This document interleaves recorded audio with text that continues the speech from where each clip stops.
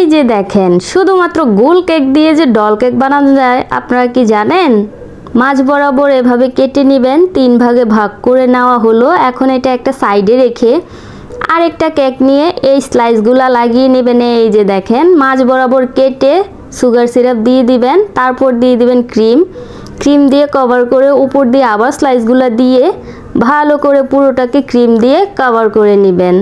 এই যে দেখেন একটু লক্ষ্য করেন স্কিনে, তাহলে আশা করি আপনারাও পারবেন।